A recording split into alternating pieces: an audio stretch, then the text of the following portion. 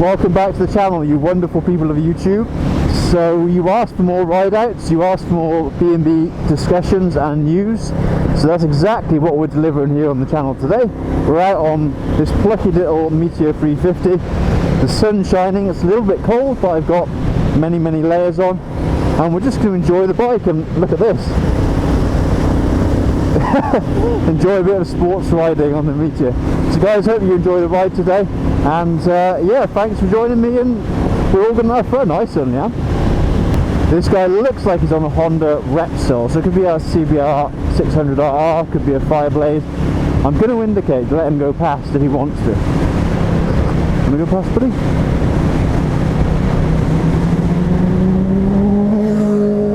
Off he goes. That sounds wicked. Fair play to him. Would have loved to have tried to keep up with him if we were on the Daytona, but today is not the day for that kind of riding. Today we are cruising at 60 miles an hour, just enjoying the scenery. So easy to overtake when you got that much power. Like he just blipped them as if it was nothing. Whereas on this I have to plan my overtakes a little bit more carefully. So I think that's quite good. I think it makes you a bit more of a careful rider. You actually consider the space you've got to overtake. You really divide the overtake up into sort of a opening, a middle and a close. You know, you have to have room to be able to successfully close the overtake as a manoeuvre. Whereas on a sports bike you almost don't think about that. You just open the throttle and then tuck back in with a bit of a lean, a bit of counter steer, and you're laughing. If that was a Fireblade, you wouldn't have even needed to change gear either.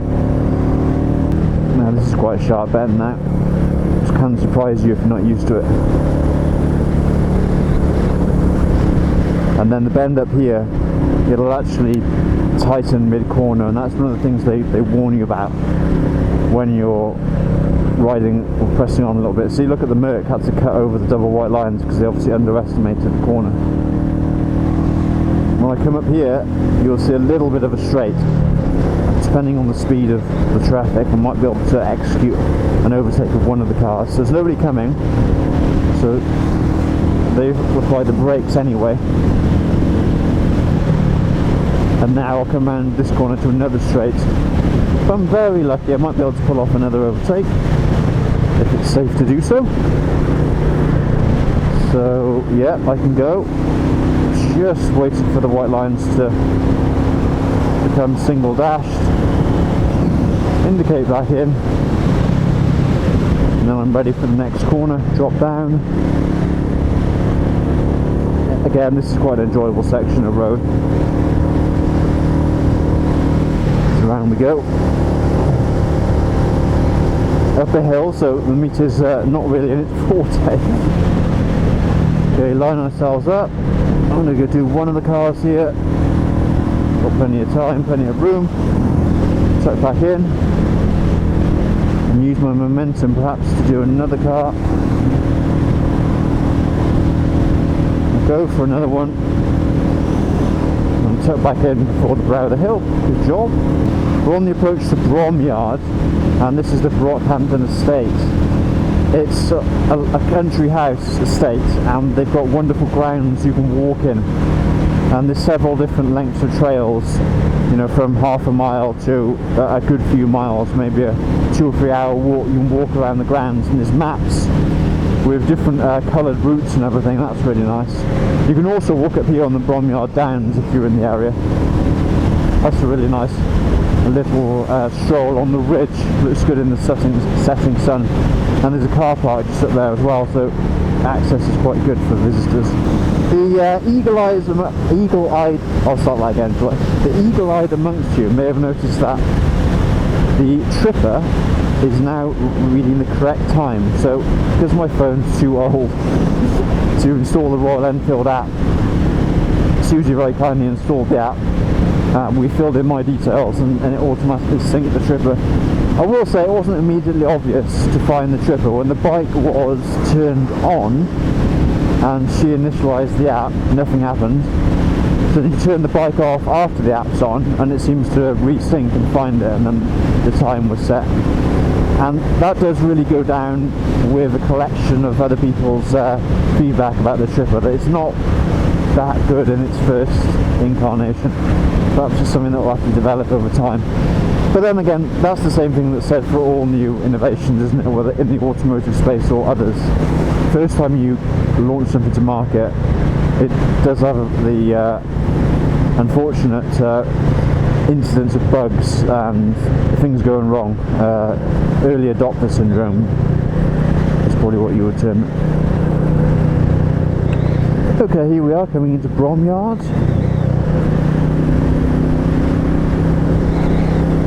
And this is in Herefordshire, still in England at the moment. There's some more lads out on sports bikes. There's a Triumph Street Triple, Speed Triple, or Speed or Street Triple. I always get those a little bit confused. 30 on this section, I think, so I'll just slow down. What is that? Jag XF, I think. Really nice in that colour.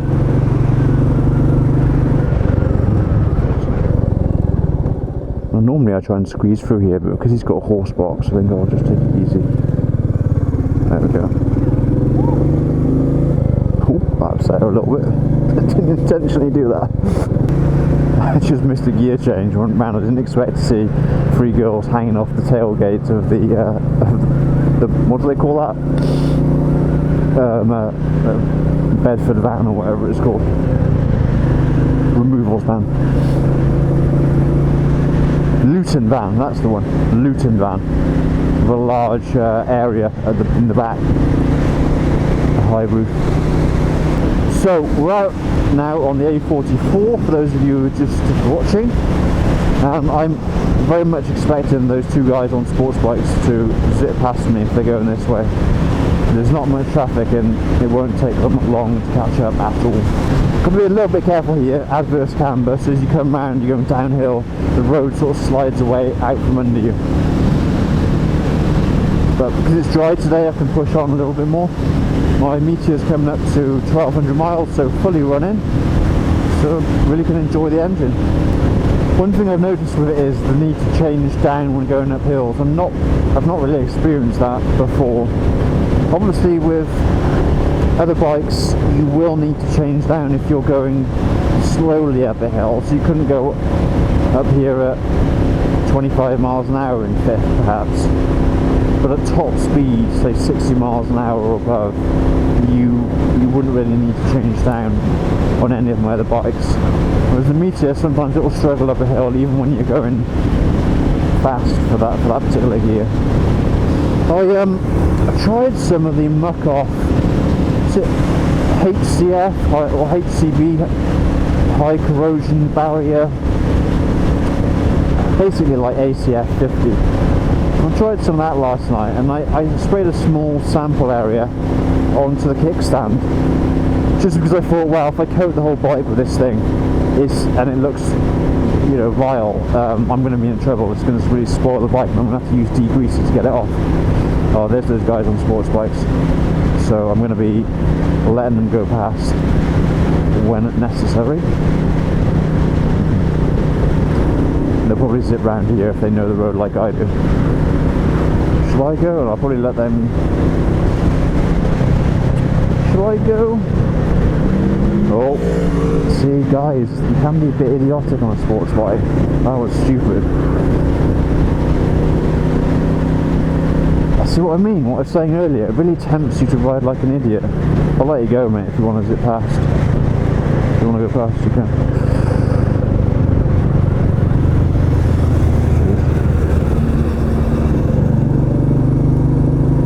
He's more sensible than his mate, isn't he?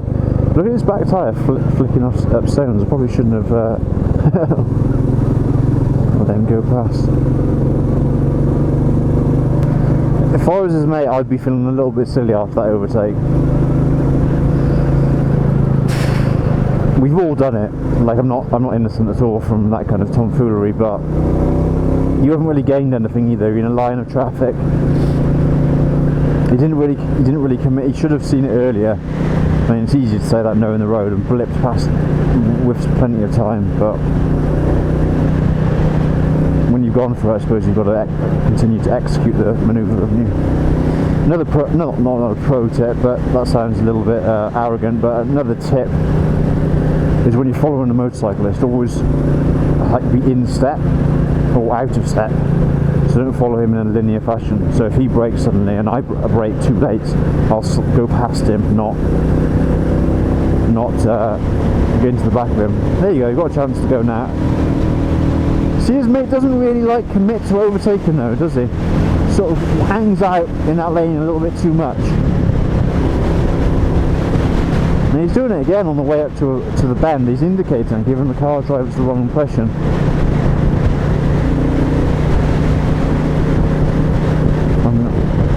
I almost want to give them a bit of a here's how you overtake on a Meteor 350.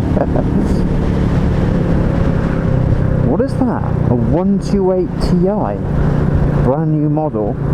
It's got a blanked off exhaust tip, which is weird. So you've got exhaust that actually is functional on the right hand side, and on the left hand side is blanked off. Looks a bit horrible. But that looks like a new 1 Series 128 Ti. The last Ti I saw was it an E46 compact that was a Ti? And then obviously the famous 2002 Ti. Watch this. So I'm going out and I'm come back in just in time. But yeah, the last Ti I saw, it seems like a new model destination for BMW. On the brow. These guys, man. Oh, come on, buddy. Not on there. Oh. I mean, I can't see the brow of the hill until now. Look. I'll go again, watch. I got a long way to go now. I can see round the bend.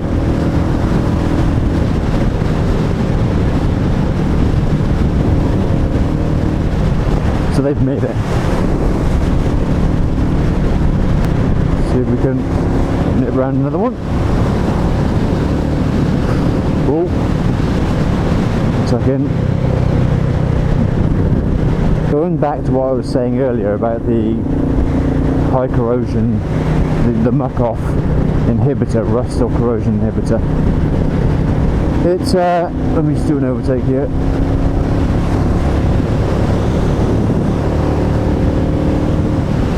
I sprayed it onto the bike, sprayed it onto just the kickstand to see what effect it would have. And I sprayed it on last night, and granted, it is a little bit cold, but it hasn't fully cured yet, and they say you have to leave it 24 hours to cure. So I mean, maybe it's only had 12 hours. Maybe the air temperature's not warm enough for it to go off, as it were. And it leaves this sort of like gloss, I guess, hard wax coating over all the exposed surfaces. You can put it on metal, you can put it on paintwork, rubber, stainless steel, exhaust. It coats with temperature as well. So sprayed this stuff on, and I thought, okay, this will be beneficial when I'm riding the bike out in harsh conditions. It is called harsh conditions barrier, I think, HCB. I'll put it up on the screen so you can see it. And it's given this sort of a very gloss effect. And if you imagine on the Meteor, the crankcase cover, the cover is matte, so if you were to spray all this stuff on there, it would dramatically change the appearance of the bike. You know, you go from certain things being matte to gloss. It's quite a big change, especially on the larger surfaces. The other thing is, it is UV reactive. So when you shine a UV light on it, it's meant to be able to show you the areas of the bike that you've sprayed or that you haven't. But the thing about that is it's got a slight purple tinge to it. So you can actually see that the areas of the bike that have been sprayed, even in light that isn't UV, maybe sunlight, you've got a slight purple tinge. It's a little bit strange. So add to that the fact that it's not set, and like hair and dust and like little bits of like lint have stuck on it now. So what would have been clean metal has now got little bits of stuff stuck onto it. So, okay, yeah, I want my bike to be protected from harsh conditions, but I don't want it to look, you know, purple tinge, glossy, with stuff stuck on it. So really that experiment hasn't gone all that well, and I'm considering not actually applying the harsh conditions barrier. So if you have put stuff on your bike, maybe you've done ACF 50, you know, the proper McCoy, then let me know. You know, I'd take your advice on ones to try. I do ride my bike in all weathers, as you saw from the last video, avid followers of the channel.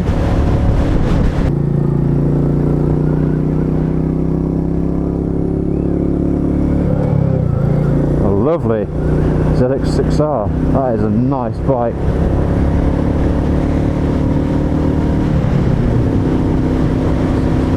Definitely gets the nod from me on a bright green ZX6. I think it was a Gen 1. What a nice bike. That is really, really nice. Oh, welcome back, ladies and gentlemen. We are back in that wonderful village of Pembridge, and I showed you this in the last video, though it was a bit grayer skies there. Oh, look at that, like a personal helicopter in the sky there. Get a glimpse of it. You won't see this on this camera, but it's basically one of those little helicopters that James Bond had in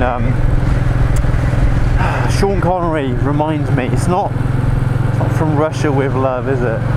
It's the one with the Japanese space station secret base and the lake carts, and then they launch the rockets from it, and he's got one of those personal aircraft. Well, it's one of those.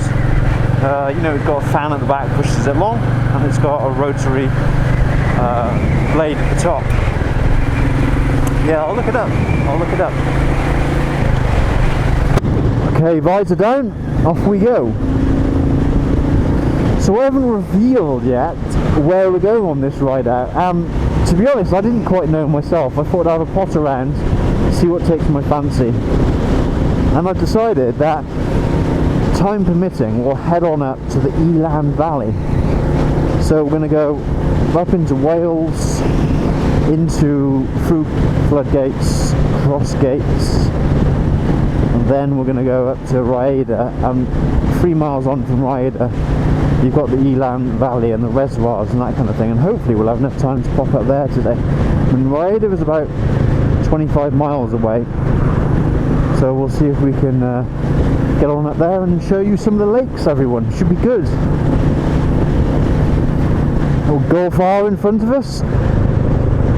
Nice vehicle, 300 brake horsepower, 4-wheel drive, pretty fun. Full of luggage today though, so looks like they're using it for practical purposes, not to tear about in. See if my little Meteor can overtake a Golf R. You know, I haven't mentioned this explicitly on the channel before, but although the content is all about bikes, hence it was, I mean, origin story coming up. It was bikes and bits because I originally, when I was a youngster and growing up, I liked computers and I liked motorcycles, and so it was bikes and bits, as in megabytes and bits of the. Oh, there he goes in the Golf on the corner. And that was why it was bikes and bits, because of the bits is relating to the computer hardware and technology side of things. Bikes obviously being the motorbikes. So that's how bikes and bits came into being, really. However, I'm also a massive fan of cars as well, like automotive technology in general. Just is a real interest of mine. Just pop round this Ford Cougar in a minute. So whenever I see cars like BMs and Golf Rs and that kind of thing, it has an interest from me as well as motorbikes. So you may often hear me on the channel rattle on about M2s or old cars as well. I like a classic car, I like a classic BMW. It's not just bikes I'm into. I actually probably know more about old BMWs than I do old bikes. Because people forget when you're making videos on bikes that you're not necessarily a motorcyclist with 20 years experience. I mean, a lot of the popular moto vloggers I've only been doing it for, I mean, I'm not saying vlogging, I mean, they've only been riding 4 or 5 years. And I'm talking about people with hundreds of thousands of subscribers, or in some cases millions of subscribers. And so when you talk about a Suzuki from 1999, or 1991, or like the Fireblade 929 and stuff, okay, I kind of know about them, but I don't know that much. I've never experienced them. I haven't been around to ride them when they first came out. Your history with bikes really goes back as long as you've been riding. Oh, the sun's out today, team. It's just refreshing, isn't it? I mean, not to float my own boat, or blow my own trumpet, should we say. But I did do a load of videos for you guys in the pouring rain. I didn't mind doing it, especially along here. Do you remember that video with the floods when I came along here? It's still wet, and I timed it just as a van went past, and or a truck went past, and I got absolutely soaked. So I did put in the hours. I did the videos in the rain, which I didn't mind doing. I have got all the gear. I don't mind too much the wet, but I do prefer it in the dry. It means also less time cleaning the bike as well. I can just give the bike a once over after today. But it's nice, it's just easier in the dry, isn't it? Nicer in the dry. So that's pleasant. I've wrapped up so well today. I mean, I've got more layers on than you could probably shake a stick at. I've got so many layers on today. Probably got, what have we got? Underlayer, then we've got a t-shirt, then a walking sort of fleece thing, then that ski top that I showed you guys in the other video, the spider top, long sleeve top, and then finally this Alpine Stars touring jacket. So I'm kind of snug up top. Legs, I've got the underlayer that I had from Susie for Christmas, then some joggers, then the bottom half of the Alpine Stars touring suit. Gloves, I've got these RST Thermatec heated gloves, but I've instead of heating them today, I've just put on underlayer, a little thin slip-on underglove lining, glove liners I think you call them, yeah, glove liners. And that way I'm not needing to use the heating elements, because the heating elements only last about a couple of hours, so I'll keep them for sort of emergency use, and I'll just use the warmth of the glove as standard. So yeah, all in all, we're well prepared today to ride out, and I'm looking forward to taking you guys up to the Elan Valley. If you haven't been there, you are in for a treat. It's really, really good, definitely so worth it. If you're going up to mid Wales, you want to ride a little bit around Snowdonia, you want to ride on the A44 across Aberystwyth, perhaps the A470 as well, that's another nice one, and you want to ride in the Elan Valley around it. And today we're going to hit the Elan Valley and show you guys all up there. Yeah, we've caught up with Mr. Golf R. There was a stage when these vehicles could be had very inexpensively on a finance deal. Not so much anymore, but you used to be able to organise them for, quite a low monthly repayment, £250 a month, which, considering they've got 300 brake horsepower, he's letting me go. Thank you, buddy. They're great value. If you wanted a hatchback, maybe you don't have that much room, maybe you like hot hatches, you've got all the performance in the world, almost a rival to the BMW M140i. And some would argue that the Golf R is better because it's four-wheel drive. Purists should probably argue the BMW with rear-wheel drive is better. The BMW, at least in its original format, was a straight six as well, which I probably prefer to the Golf. I think the Golf is a 4-litre turbo. Don't know, I'm not that hot on VWs. Right, out we go. So we're approaching the Welsh border. Look at how the bends begin to become more sweeping, and you'll see the hedgerows begin to drop back as we come into Wales. Gives you better visibility, it makes the riding a little bit more fun, a little bit safer. Here we go, through floodgates. Now I've got a warning sign for a flood, but surely not. Flood waters have receded.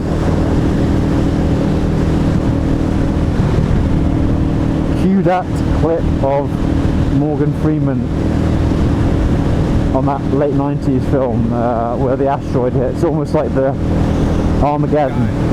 They took the plot from Armageddon, except the asteroid actually does hit. Deep Impact, that's it, where he's standing at Capitol Hill as the President of the United States, and obviously it's been destroyed, the Washington DC, and Morgan Freeman's standing there and he says, the waters have receded. Well, the waters have receded. So we're out and about, enjoying the sunshine. And we're about to come up to that magical sign that says welcome to Wales. I think it's in about 300-400 yards. Here it is. Welsh dragons on the sign. And over we go, over the border into my home country, which always lifts spirits a little bit. Not only because the riding's great, but it just feels nice to be home. And there's the sign for Rider, that's where we're heading. Come on, little Meteor, up you go. Chug, chug, chug. One of you guys wrote a comment and complimented me on the audio setup of the channel, or, you know, of my vlogs. I was quite surprised actually, because I found the audio really kind of crappy. I was a bit overly critical of myself, I guess. Heard all this buffeting and noise in the background. And then I watched some other channels and the audio was pitch perfect. You couldn't hear anything apart from this crystal clear voice. And I thought, oh, I wish I had that on my channel. But on those, you couldn't hear the engine sound of the bike as well. And somebody wrote, yeah, you've got a great combination between the commentary and the bike's engine. So thanks for writing that, whoever wrote it up. I appreciate the comment, and I'll keep the audio the same. And I'll also do a little vlog, maybe in a few weeks' time, just telling you how I record and capture video and audio. Oh, Mr. Squirrel on the channel. But I'm by no means an expert. No means an expert at all. I've just experimented a little bit and I found something that kind of works good enough, so I stuck to it.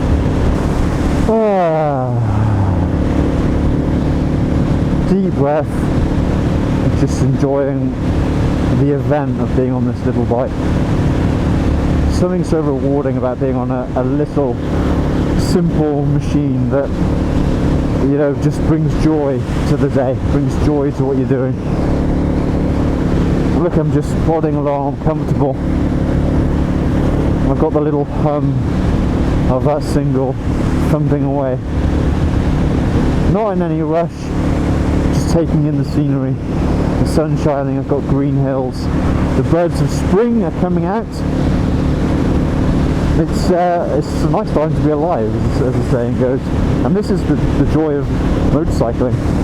I know I've said this before, but if you were on that straight on the sports bike, you would be, some might say, I'm not advocating this, but you'd be leant over the fuel tank, head down, and you'd be well into three figures.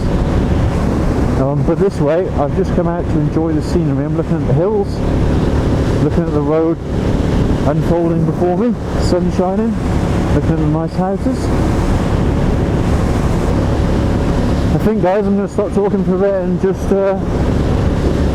enjoy what I'm doing, and I'll see you in a few miles.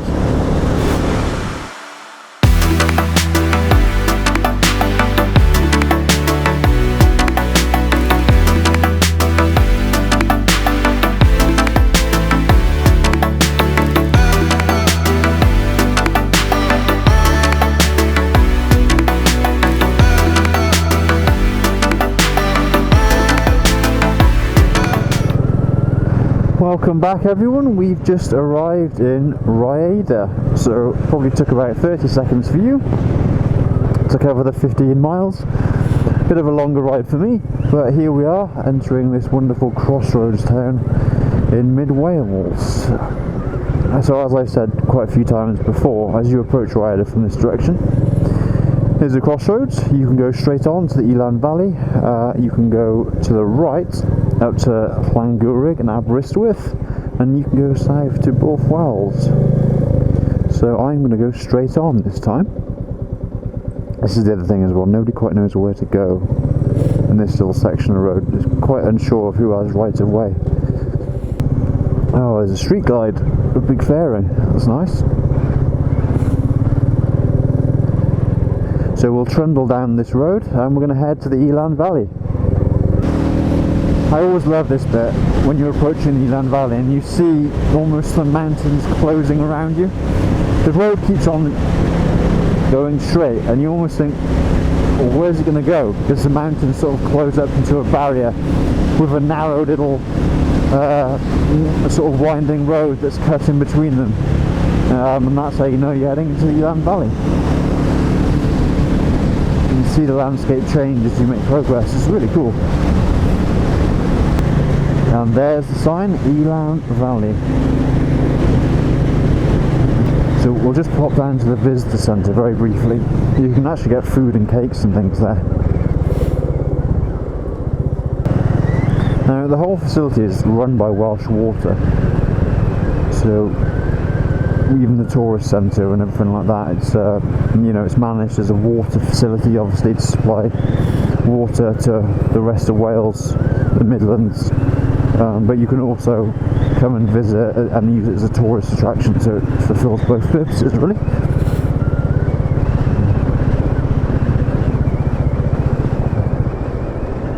Wow, look at this. I think I'm just going to go quickly over this bridge. Look at that. Oh, right, here we go. Just crossing this bridge again. Now you might notice my engine management light has come on, which is a little bit annoying. Hopefully it resets itself. If not, we'll have to go through the reset procedure. So we're approaching the bottom of Elan Valley, and this is where the visitor centre is, and you can see the river that runs through the valley, through the reservoirs, running along to my left there. If I go up top here, wow.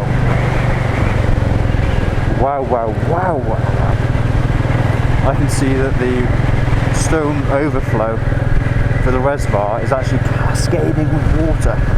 How amazing is that? See how far I can get on the bike before it dismounts, but oh, it's up here at the end, but look at that. So water's actually cascading off there. You can hear it from here, it's making a rushing noise. That's going to look so good from at the top. Right, off we go. I haven't really got time to stay and get a bite to eat, but you can actually go in the visitor centre. They've got a cafe and everything. Oh, sheep on the road. Be careful.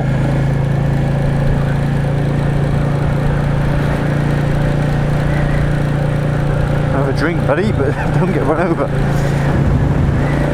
Oh. Right, we're going to progress up this incline and head on into the Elan Valley.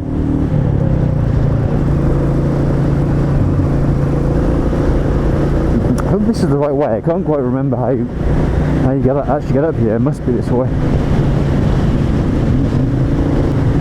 Yeah, now this is the road that skirts around the outside of the reservoir. It's a little bit bumpy, so wow, look down there. And there's the river from a different angle. Oh, got to be careful for cars coming around the corner.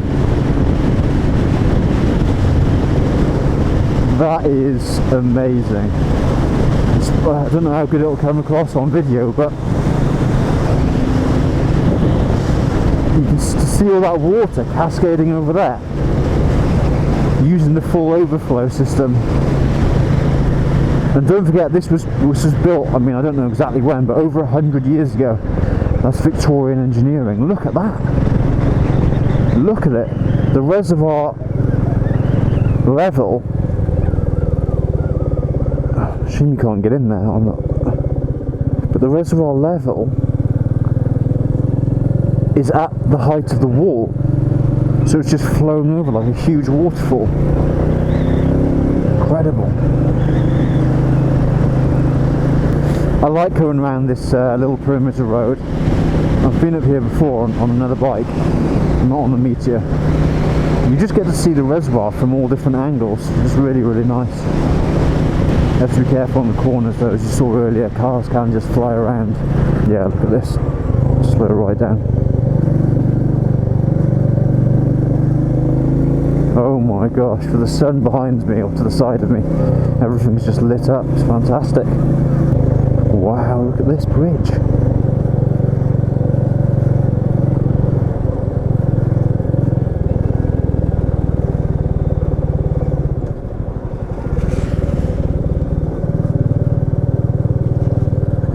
So you can keep going that way to Aberystwyth via the mountain road, which I think I've been on before, that on my Daytona, that was great. Or back to Elan village, and there's another dam up there. Come on, Renji. I think I'll head up to the other dam as well after I've been across here.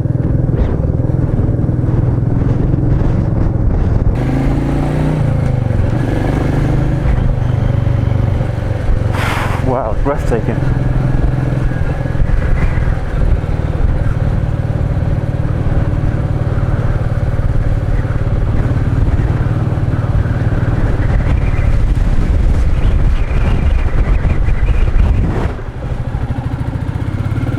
Look how rugged the mountains look and the water's so deep and blue. I tell you what, this time of year is almost better to come because you haven't got so many people up here. It's quieter. Just gain a bit of incline here as I come up this hill.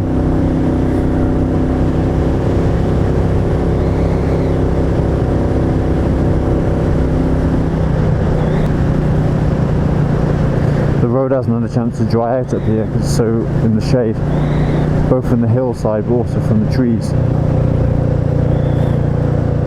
I can see a car coming in the distance, so I'll be a little bit careful coming down here.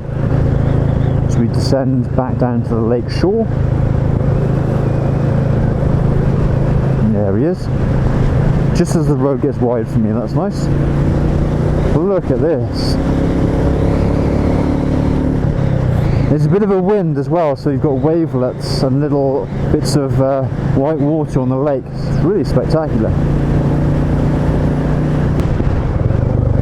If you haven't been to the Elan Valley, I could 100% recommend it.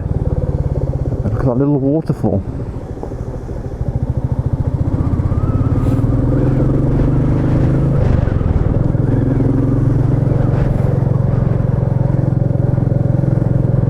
Even if you're not on a motorbike and you just want to come up here with your family for a walk, you can ride push bikes around the perimeter as well. There's a trail.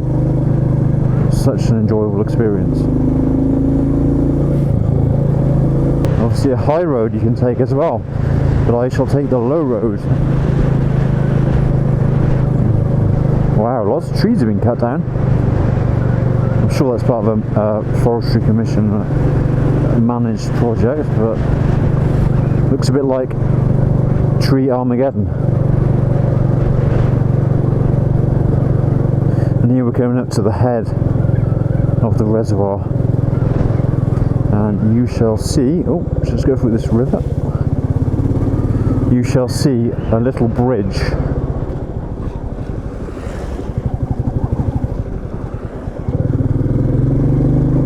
Oh, it's a shame they've cut these trees down.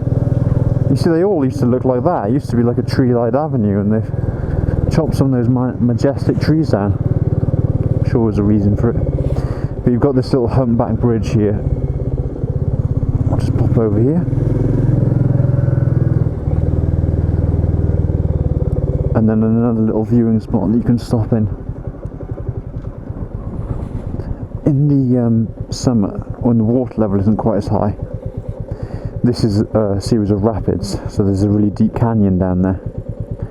And yeah, you'll end up seeing big rocks and pools and that kind of thing. It's obviously just well up at the moment. The reservoir's up, so it's all backed up here and you see calm water. There's another dam up there, but that's only accessible by walking. So you can actually walk up this forest trail, and then you get to see the dam up there, which is really nice. I'm not going to go all the way round today. We're going to head back.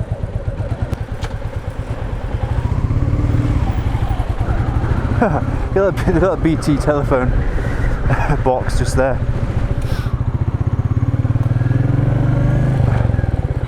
It does look a bit mad now they've cut all the trees down. Oh, someone's going to do a sculpture with that one. Let's see where they've started. And potentially that one as well.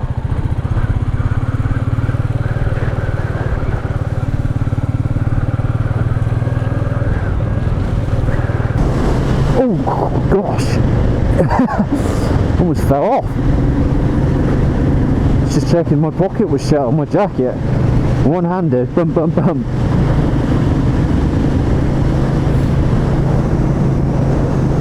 So, guys, I'm going to head back around the perimeter of the Elan Valley.